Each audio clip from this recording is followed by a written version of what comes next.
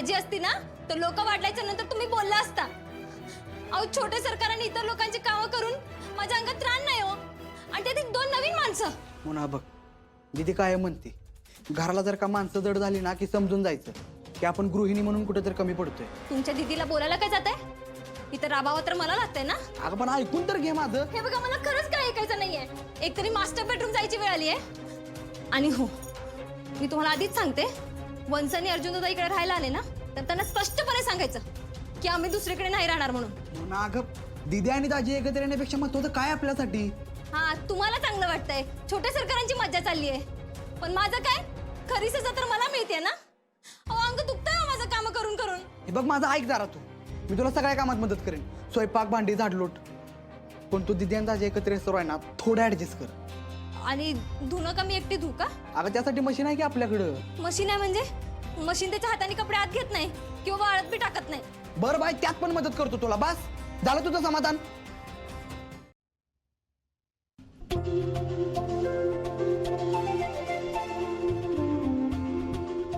मा बाबा पुढे सुद्धा तुमच्या दोघांना एकत्र आणण्यासाठी माझी मदत करत आहे.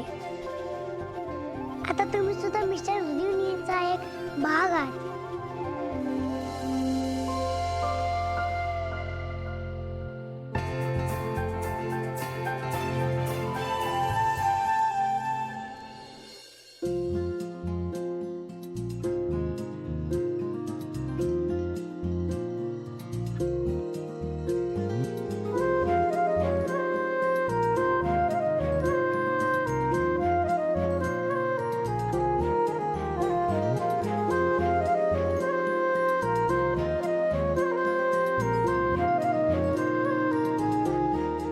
अर्जुन तू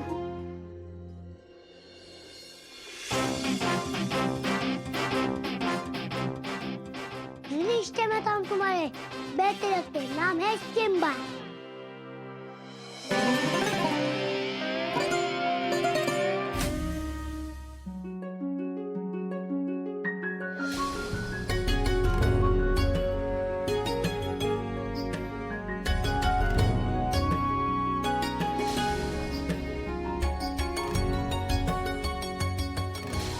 इतक्या वर्षानंतर पण तू बदलली नाही सातवे.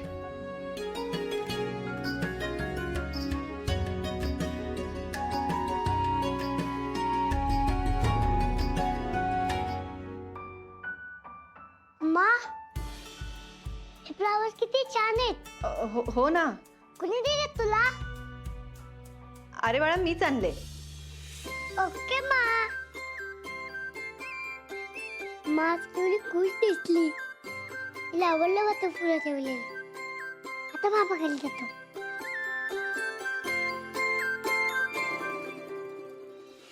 गुड मॉर्निंग बाबा. Good morning Simba. बाबा तू आज एवढा भारी कसं काय दिसतोय? एकदम हिरो. बाबा तू आज एवढे लोक कसं काय आवडलास?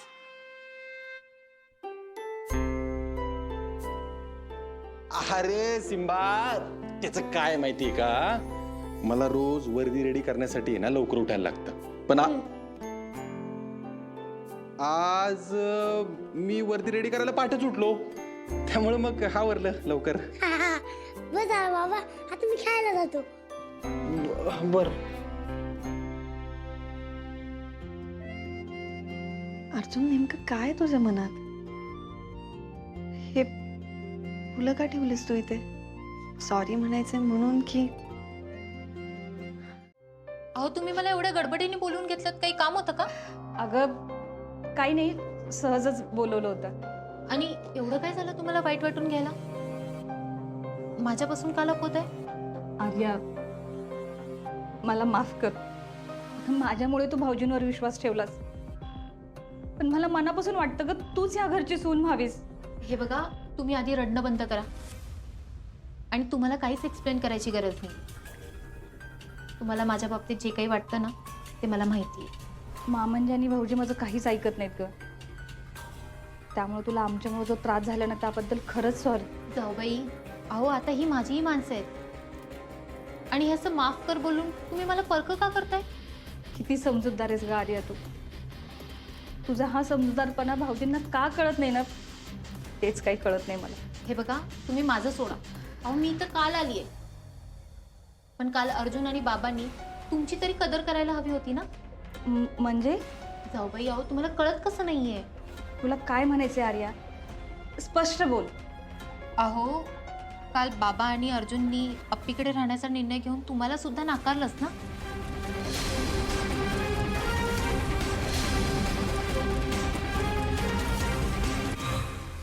कोणी नसताना तुम्ही बाबांना आणि अर्जुनला आधार दिलात.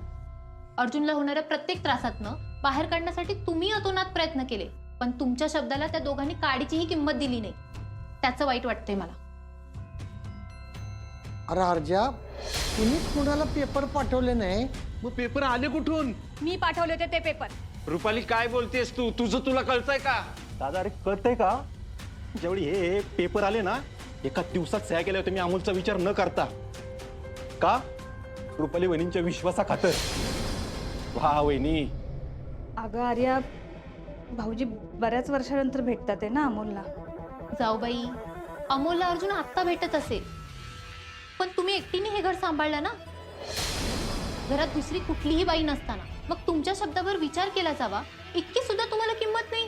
आर्या, सॉरी, तुम्हाला राग आला असेल, पण मला जे वाटलं ना तेच मी बोलले. बरं जाऊबाई, मला माहिती आहे तुम्ही काही खाल्लं नसेल. चला आपण नाश्ता करू. चला चला लवकर चला. माझ्याच माणसानं माझ्या विरुद्ध उभं केलं ह्या अपर्णानं. ती अपर्णा तर पाताळ यंत्री आहेच आहे.